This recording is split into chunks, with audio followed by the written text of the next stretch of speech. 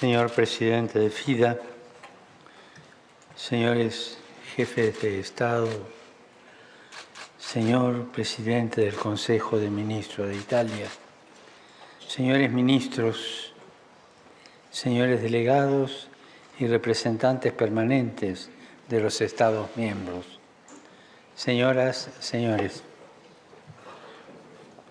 he aceptado con gusto la invitación que usted me ha dirigido, señor presidente, en nombre del Fondo Internacional para el Desarrollo Agrícola, FIDA, para esta ceremonia de apertura de la 42ª sesión del Consejo de Gobernadores de esta organización intergubernamental.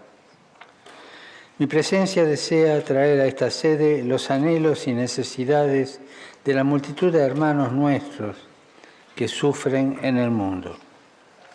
Me gustaría que pudiéramos mirar sus rostros sin sonrojarnos, porque finalmente su clamor ha sido escuchado y sus preocupaciones atendidas. Ellos viven situaciones precarias. El aire está viciado, los recursos naturales esquilmados, los ríos contaminados, los suelos acidificados. No tienen agua suficiente para ellos mismos ni para su cultivo. Sus infraestructuras sanitarias son muy deficientes, sus viviendas escasas y defectuosas. Y estas realidades se prolongan en el tiempo cuando, por otra parte, nuestra sociedad ha alcanzado grandes logros en otros ámbitos del saber. Esto quiere decir que estamos ante una sociedad que es capaz de avanzar en sus propósitos de bien y también vencerá la batalla contra el hambre y la miseria si se lo plantea con seriedad. Estar decididos en esta lucha es primordial para que podamos escuchar, no como un eslogan, sino de verdad: el hambre no tiene presente ni futuro, solo pasado. Para esto es necesario la ayuda de la comunidad internacional, de la sociedad civil y de cuantos poseen recursos. Las responsabilidades no se evaden pasándolas de unos a otros, sino que se van asumiendo para ofrecer soluciones concretas y reales. Son estas las soluciones concretas y reales las que debemos pasar de unos a otros. La Santa Sede siempre ha alentado los esfuerzos desplegados por las agencias internacionales para afrontar la pobreza. Ya en diciembre del 64, San Pablo VI pidió en Bombay y posteriormente reiteró en otras circunstancias la creación de un fondo mundial para combatir la miseria y dar un impulso decisivo a la promoción integral de las zonas más depauperadas de la humanidad. Y desde entonces, sus sucesores no hemos cesado de animar e impulsar iniciativas semejantes, uno de cuyos ejemplos más notorios es el FIDA. Esta 42 sesión del Consejo de Gobernadores del FIDA sigue en esta lógica y tiene ante ella un trabajo fascinante y crucial: crear posibilidades inéditas, despejar vacilaciones y poner en cada pueblo en condiciones de afrontar las necesidades que lo afligen. La comunidad internacional que elaboró la Agenda 2030 para el Desarrollo Sostenible necesita dar pasos ulteriores para la consecución real de los 17 objetivos que la conforman.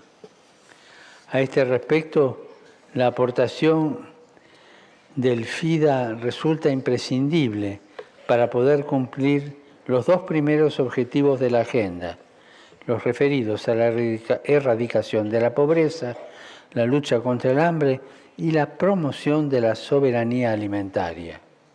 Y nada de ello será posible sin lograr el desarrollo rural, un desarrollo del que viene hablándose desde hace tiempo pero que no termina de concretarse.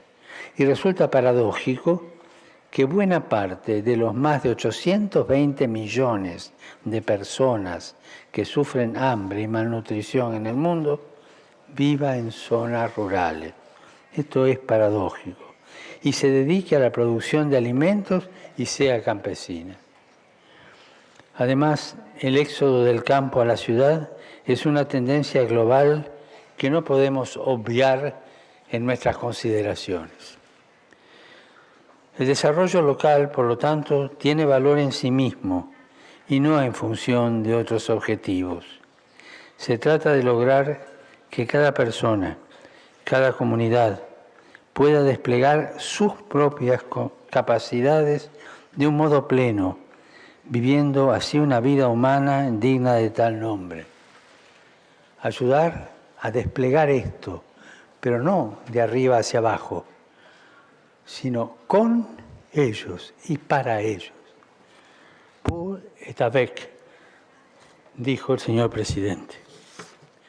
Exhorto a cuantos tienen responsabilidad en las naciones y en los organismos intergubernamentales, así como a quienes pueden contribuir desde el sector público y privado, a desarrollar los cauces necesarios para que puedan implementarse las medidas adecuadas en las regiones rurales de la tierra, para que puedan ser artífices responsables de su producción y progreso. Los problemas que signan negativamente el destino de muchos hermanos nuestros en la hora presente no podrán resolverse en forma aislada, ocasional o efímera. Hoy más que nunca hemos de sumar esfuerzos, lograr consensos, estrechar vínculos.